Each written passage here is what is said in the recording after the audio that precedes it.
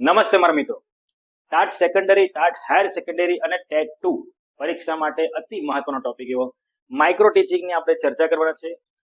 આ ટોપિક નાનો છે. માઇક્રો ટીચિંગ એ શબ્દ જેવો ટોપિક છે. માઇક્રો ટોપિક છે, નાનો ટોપિક છે, પણ મહત્વનો ટોપિક છે. ઘણા બધા પ્રશ્નો આવી શકે છે. જૂના પેપરમાં આપણે ઘણા બધા પ્રશ્નો એના જોયા છે. બરાબર છે. ચાલો તો ફટાફટ આપણે લેક્ચર ચાલુ કરી નાખીએ. માઇક્રો ટીચિંગ ની વાત કરી છે. બરાબર. ચાલો તો માઇક્રો ટીચિંગ માટે સૌથી પહેલા માઇક્રો ટીચિંગ શબ્દ એનું પ્રયોજન કોણે કર્યું, મીન્સ કે એ શબ્દ પહેલી વાર બોલેલું કોણ, એ પહેલો શબ્દ આપ્યો કોણે, આવું બધું પરીક્ષામાં પૂછાય તો યાદ રાખજો ડ્વાઇટ એલન. બરાબર. ડ્વાઇટ એલને 1963 માઇક્રો ટીચિંગ શબ્દ આપ્યો કે માઇક્રો ટીચિંગ છે શું. બરાબર છે. અને 1963 જ કેલિફોર્નિયા યુનિવર્સિટી, બરાબર, કેલિફોર્નિયાની સ્ટેનફર્ડ યુનિવર્સિટી, બરાબર સમજો, કેલિફોર્નિયાની સ્ટેનફર્ડ યુનિવર્સિટી,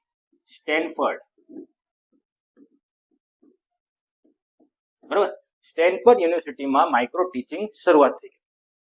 ત્યારબાદ 1968 ડ્વાઇટ એલન અને ઈવે માઇક્રો ટીચિંગની સૌપ્રથમ વ્યાખ્યા આપી. એટલે શબ્દ ક્યારે આવેલો તો 1963 શરૂઆત પણ ક્યારે થઈ ગયેલી 1963 ક્યાંથી શરૂઆત થયેલી તો સ્ટેનફર્ડ યુનિવર્સિટીમાં. ક્યાં આવે છે તો કેલિફોર્નિયામાં.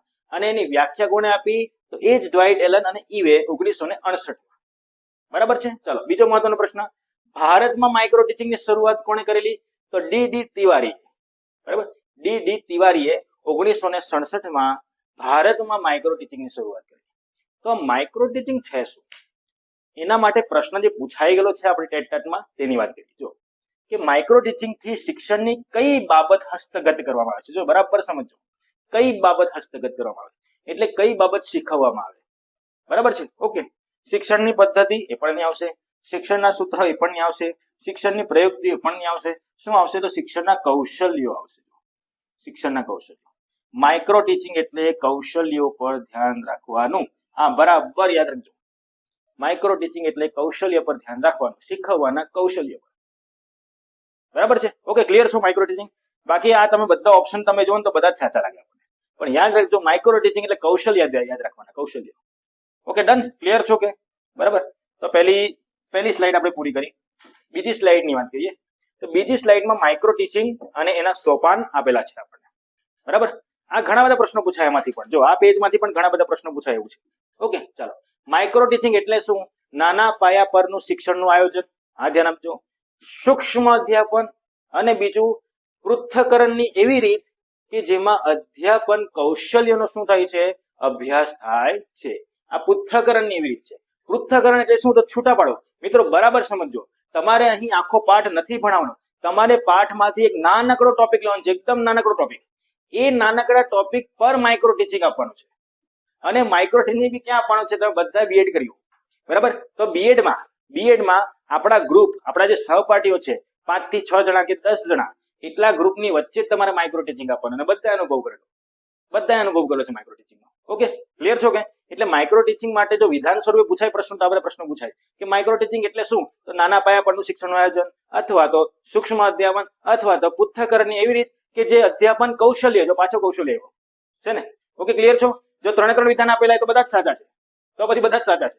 Okay, done. ચાલો, માઇક્રો ટીચિંગમાં શું કઈ બાબત પર ધ્યાન આપવામાં આવે છે તો પાઠની સમય મર્યાદા 5 થી 7 મિનિટની હોય છે. વિષય વસ્તુનો કોઈ એક નાનો એકમ લેવામાં આવે છે. વિદ્યાર્થીઓની સંખ્યા કેટલી હોય છે તો 5 થી 7 હોય છે. અધ્યાપન કૌશલ્ય, ફક્ત એક જ કૌશલ્યની વાત કરવામાં આવે છે. 5 થી 7 મિનિટનો ક્લાસ, 5 થી 7 મિનિટ ભણાવવાનું, બસ આટલું છે. ક્લિયર છો?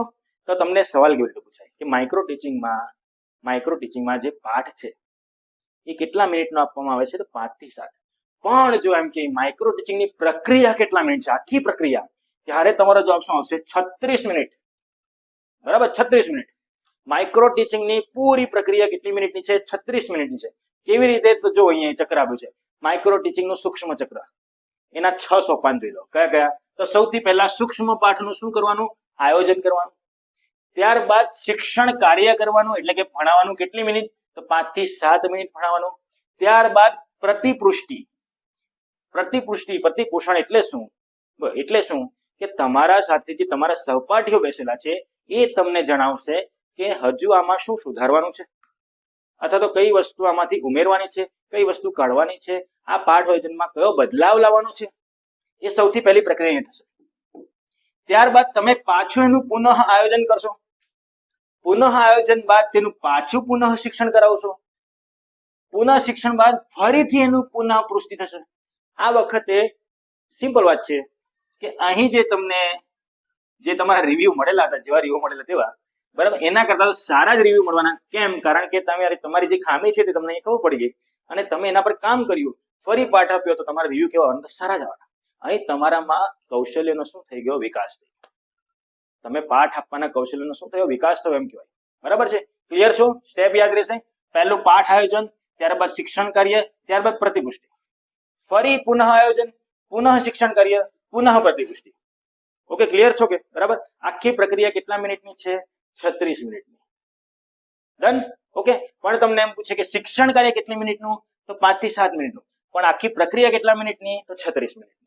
તો આવા બધા પ્રશ્નોમાં આપણને ગુચવવાના પ્રયત્ન કરશે, પેપર સેટર ગુચવવાના પ્રયત્ન કરશે. ઓકે, ક્લિયર છો કે? બરાબર. ચાલો, જો આ ડીએલએડ મોડ્યુલ છે એમાંથી કટિંગ લીધું, સીધું કટિંગ લીધું છે. શું લખ્યું છે જો. સૌથી પહેલું શું? તો સૂક્ષ્મ પાઠ આયોજન કરવાનું. બરાબર. એક નાનકડા વિષયનો ખ્યાલ આવે તે રીતે સૂક્ષ્મ પાઠનું આયોજન કરવાનું છે. ત્યારબાદ શિક્ષણ કાર્ય કરાવવાનું છે. બરાબર. ત્યારબાદ શિક્ષણ કાર્ય કરવાનું છે. જો તમે શિક્ષણ કાર્ય કેટલી મિનિટ, કેટલા વ્યક્તિ વચ્ચે? તો 5 થી 7 વિદ્યાર્થી વચ્ચે.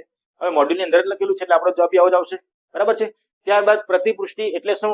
વિષય વસ્તુની રજૂઆત કર્યા બાદ અધ્યાપન કૌશલ્યના ઘટકોને ધ્યાનમાં રાખી રજૂ કરનાર પ્રશિક્ષણ સાથે તેના સ્વાધ્યાય દ્વારા શું આપવામાં આવે છે? પ્રતિપુષ્ટિ આપવામાં આવે છે. જો પાઠનું વિડીયો રેકોર્ડિંગ કરેલું હોય તો પ્રશિક્ષણાર્થી વિડીયો રેકોર્ડિંગ જોઈને સ્વ પ્રતિપોષણ પણ પ્રાપ્ત કરી શકે છે. બરાબર સમજો.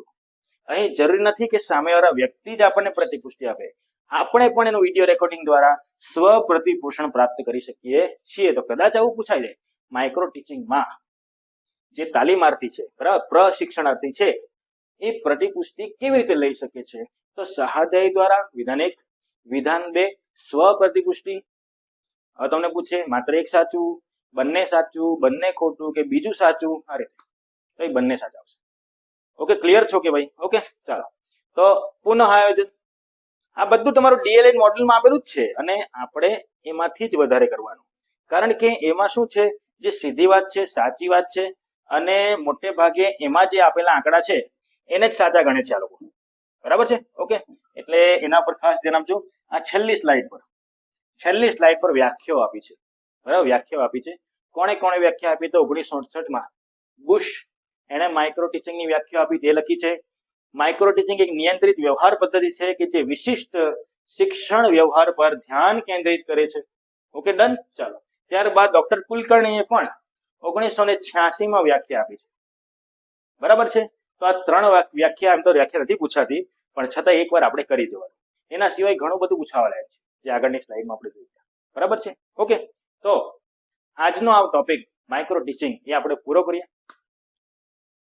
આજે જ આપણે બીજો વિડીયો પણ અપલોડ કરી દઈશું જે તમને ટાટ હાયર સેકન્ડરીની પરીક્ષા આવવાની છે એના માટે ખૂબ કામ લાગશે. ઓકે, તો મળીએ પાછા. જય હિન્દ.